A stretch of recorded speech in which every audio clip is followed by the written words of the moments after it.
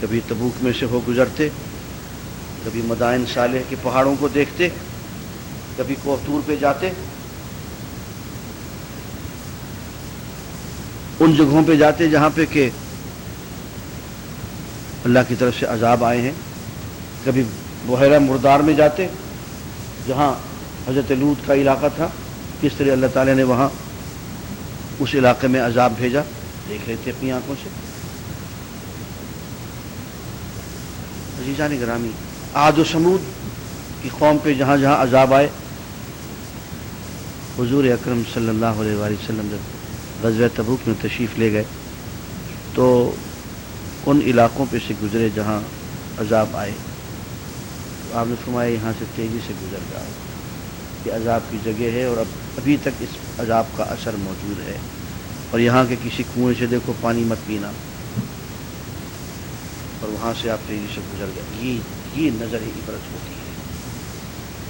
وادی محصر میں سے ہم گزرتے ہیں جہاں پہ کہ ابرہا کہ اللہ کا عذاب آیا، ہمیں حکم ہوتا ہے کہ اس وادی محصر میں بالکل قیام نہیں کرنا، تیزی سے وہاں سے گزر جانا ہے، جائے عذاب ہے، اور وہاں جا کے واقعتاً انسان کو احساس ہوتا ہے کہ ایک متکبر بادشاہ کو اللہ نے کس طرح سے ذلیل کیا اور کیسے سزا دی۔ وہاں دنیا میں چل پھر کے ذرا دیکھا کرو، کنویں کے مینڈک بن کے نہ بیٹھے رہو، گھوما پھرا کرو، آنکھیں کھول کے دیکھو کہ یہ دنیا کیا چیز ہے، اور اس میں ہم نے ایمان والوں کو کیا کیا نعمتیں دی ہیں، اور وہ لوگ جو اہل ایمان نہیں تھے ان کو ہم نے کس طرح سے عذاب میں ہلاک کیا ہے۔ آنکھیں کھول کے جا کے دیکھو۔ اور ہاں، کچھ قومیں ایسی بھی تھیں جو قوت میں تم سے زیادہ تھی، مادی ترقی میں تم سے زیادہ تھی، انہوں نے زمین کو تم سے زیادہ کھود کے رکھ دیا، تم سے بڑی بڑی عمارتیں انہوں نے بنائیں۔ عزیزان گرامی، کبھی قاہرہ میں جائیں اور ان عمارتوں کو دیکھیں جن کا ایک ایک پتھر جو ہے ہزاروں ٹن کا ہے، یعنی سمجھ میں نہیں آتا کہ یہ ایک پتھر کس نے اٹھایا ہوگا۔ وہ جو اہرام مصر ہیں وہ اپنی جگہ پہ عجوبہ بھی ہیں، اور میں تو کہتا ہوں کہ معجزہ ہیں۔ ایک پتھر اور ہزاروں ٹن کا، بھئی کیسے اس زمانے میں اتنی بڑی کرینیں کہاں سے آ گئیں اور اتنی بلندی تک کیسے لے کے گئے، کچھ سمجھ میں نہیں آتی بات۔ آپ عاد اور سمود کی جو عمارتیں ہیں جو انہوں نے پہاڑوں کے اندر بنائی ہیں، مولانا مودودی رحمۃ اللہ علیہ نے ان مکانات کی تصویریں دی ہیں تفہیم القرآن میں، یعنی صرف دروازہ نظر آ رہا ہے اور اندر پہاڑ کو کھود کے اندر ہی اس کے اندر انہوں نے عمارتیں بنائی ہوئی ہیں۔ وہ ایک فن تعمیر کا ایسا نادر نمونہ ہے جو آج کل ہمارے بس سے باہر ہے۔ اور تو اور آپ سب بھول جائیں، کبھی آپ انگلینڈ جائیں تو ذرا وہ ممی کی ہوئی لاشیں دیکھ لیں، وہ لاشیں جن پہ انہوں نے مثالیں لگا کے ان کو محفوظ کر دی، اور 5-6 ہزار سال سے وہ لاش پڑی ہوئی ہے، میں دیکھ کے آیا ہوں۔ اس میں نہ تو بو پڑتی ہے، نہ وہ ڈکے ہوتی ہے، نہ وہ جسم ضائع ہوتا ہے۔ یہاں اتنی سائنسی ترقی آج آپ کر دیں، بڑی آپ کی میڈیسن ترقی کر چکی ہے، کسی کی لاش کو محفوظ کریں، اس زمانے میں ہو گئی۔ بہت سے ایسے کام ہیں جو گزشتہ قوموں نے کیے ہیں، آج آپ نہیں کر سکتے، اس لیے زیادہ فاتح خواہ بننے کی ضرورت نہیں ہے۔ ملک کی ترقی ہر زمانے میں ہوتی رہی ہے، تم سے زیادہ طاقت والی قومیں، تم سے زیادہ دنیا کو آباد کرنے والی، تم سے زیادہ بڑے بڑے مکانات بنانے والی قومیں ہم نے پیدا کی ہیں، اور ہم نے ان کو ہلاک بھی کیا ہے۔ جاؤ دنیا میں چل پھر کے دیکھو، آنکھیں کھول کے۔ جاءتہم رسلہم بالبینات، بات کیا تھی؟ ہمارے رسول کھلی کھلی ہدایت لے کے کھلی کھلی نشانیاں لے کے ان کے پاس آئے، لیکن انہیں فرصت نہیں تھی اپنی تجارت سے، اپنی صنعت سے، اپنی انڈسٹری سے، اپنے کاموں سے ہمارے رسولوں کو وقت دینے کے لیے۔ ہم نے الٹا کے رکھ دیا سب کو، اور یہ نہیں کہ ہم نے ان پہ ظلم کیا ہو، اپنے آپ پہ وہ خود ظلم کرنے والے تھے۔ اچھا، یہاں سے ایک بات یہ بھی معلوم ہوئی کہ یہ جو بعض لوگوں کو دنیاوی ترقی کا ہیضہ پڑتا ہے تو وہ جب پھر وہ یورپ اور امریکہ کی طرف دیکھتے ہیں تو پھر وہ کہتے ہیں کہ یار وہ اصل نعمت تو ان لوگوں پہ ہے اور اللہ کے اصل چہیتے تو یہ ہیں۔ یہ بات نہیں ہے۔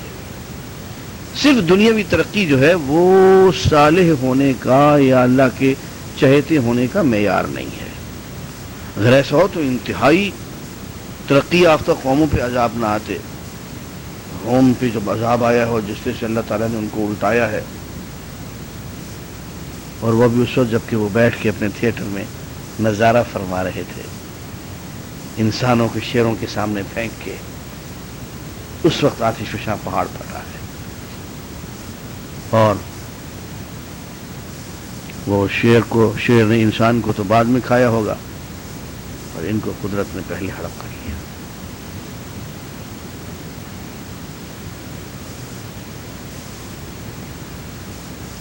آیت نمبر 16 سورہ الروم۔ وَأَمَّا الَّذِينَ كَفَرُوا وَكَذَّبُوا بِآيَاتِنَا وَلِقَاءِ الْآخِرَةِ فَأُولَئِكَ فِي الْعَذَابِ مُحْضَرُونَ۔ وہ لوگ جنہوں نے کفر اختیار کیا اور ہماری آیات کو جھٹلایا اور آخرت کا انکار کیا اور مجھ سے ملاقات کی امید نہ رکھی، یہ لوگ عذاب میں دھر لیے جائیں گے۔ عزیزان گرامی، اس میں کسی گناہ کا ذکر نہیں کیا، بد عملی کا ذکر نہیں کیا۔ نیک ایمان کا جب ذکر ہوتا ہے آمنو وعملوا الصالحات، ایمان لائے اور نیک اعمال کیے، لیکن جب کفر کا ذکر آتا ہے تو بد اعمالی کا ذکر نہیں آتا کہ کفر کیا اور گناہ کیے، کفر کیا اور اعمال سیئہ برے اعمال کیے، یہ نہیں ہوتا۔ کفر بذات خود اتنا بڑا برا عمل ہے کہ عذاب کے لیے یہی کافی ہے۔ اس لیے جہاں جہاں کفر کا اور تکذیب کا ذکر ہوتا ہے وہاں گناہوں کا اور برے اعمال کا ذکر نہیں ہوتا ہے۔ اب آگے عزیزان گرامی ایک بڑی اہم بات ہے، اس کو ذرا دھیان سے سنیں، تھوڑی سی ٹیکنیکل بات ہے۔ فسبحان اللہ حین تمسون وحین تصبحون وَلَهُ الْحَمْدُ فِي السَّمَاوَاتِ وَالْأَرْضِ وَعَشِيًّا وَحِينَ تُظْهِرُونَ۔ اللہ کی پاکی ہے، اس کی عبادت ہے جب تم شام کے وقت میں سے گزرتے ہو، اور اللہ کی پاکی اس کی بیان کیا کرو، اس کی حمد کیا کرو، عبادت کیا کرو جب صبح کا وقت گزارتے ہو۔ اور اللہ کی حمد ہے آسمانوں میں اور زمین میں ہر لمحے، تم بھی کیا کرو عشاء کے وقت اور ظہر کے وقت۔ ابھی 4 اوقات بیان کر دی، ایک اور جگہ ملا کے پورے 5 اوقات نماز کے بیان ہو جاتے ہیں۔ اب عزیزان گرامی، تماشا یہ ہے کہ جب نماز کا ذکر آتا ہے تو ہمارے بعض دوست ایسے ہیں جو یہ فرماتے ہیں کہ یہ جو نماز تم کسی کی پڑھتی ہو نا، مولویوں والی مسجد والی، یہ قرآن میں لکھی ہوئی نہیں ہے۔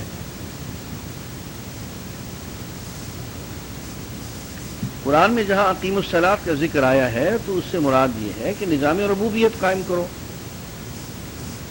اب جس زمانے میں یہ نظام ربوبیت کا بہت چرچا ہوا، اصل میں وہ زمانہ تھا سوشلزم کا۔ سوشلزم کا پوری دنیا میں توتی بول رہا تھا، اور اس کے بہت بڑے بڑے ایجنٹ پاکستان میں سرخوں کی شکل میں کام کر رہے تھے، بڑے پیسے بھی ملتے تھے ان کو، اور ماسکو یاترا کے لیے تو لوگ ترستے رہتے تھے موقع ملے ماسکو جانے کا، وہاں سے ایوارڈ لینے کا۔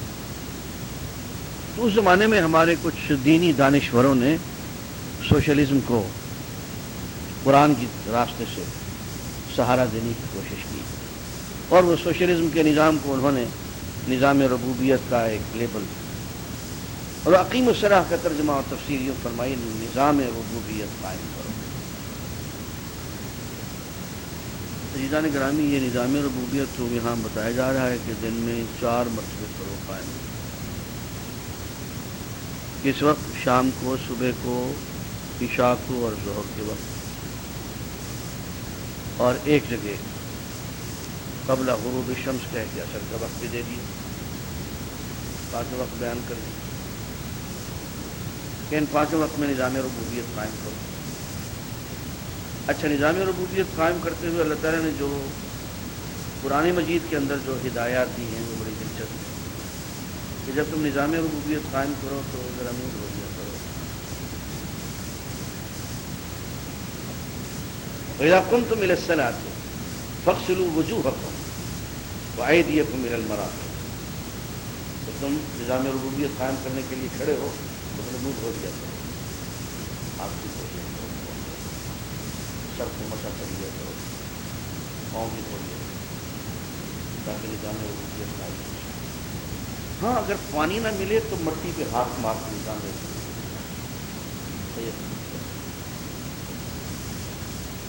فرمایا کہ ہاں جب تم سفر کے عالم میں ہو تو نظام ربوبیت آسان ہے، قصد ہے۔ اور خواتین اگر ایام ماہواری میں ہوں تو نظام ربوبیت، زندگی کے ایام میں ہوں تو نظام ربوبیت۔ اب ان سب باتوں سے ہم دیکھتے ہیں، صرف یہی کہہ سکتے ہیں کہ شرط انسان جب ٹھیک ہو جائے اور لالچ میں اندھا ہو جائے تو پھر قرآن و حدیث کا جو تماشا وہ بنانا چاہیے۔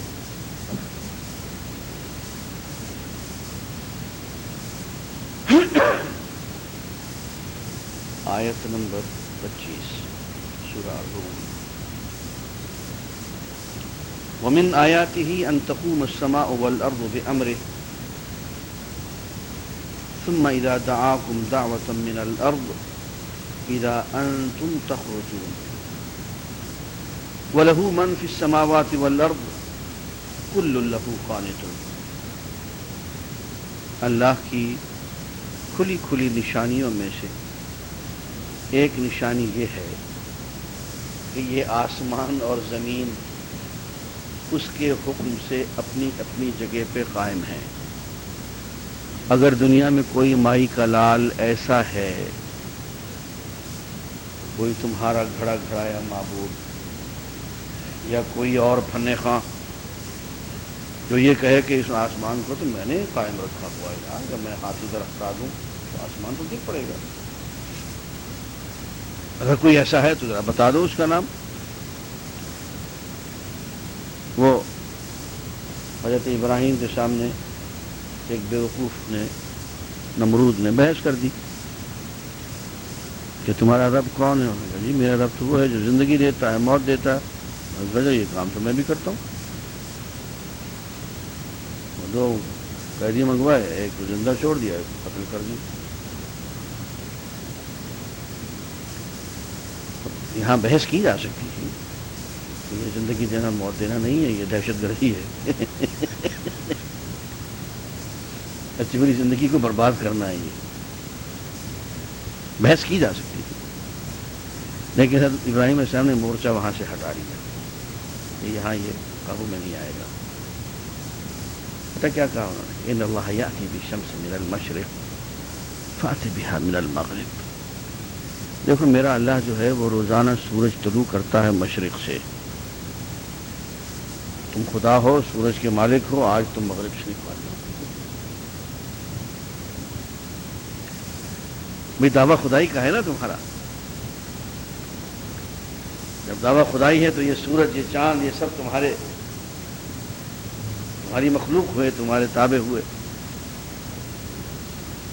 تو میرا آقا جو ہے وہ سورج کو روزانہ شام سے نکالتا ہے، تم کہتے ہو کہ نہیں وہ نہیں، تم نکالتے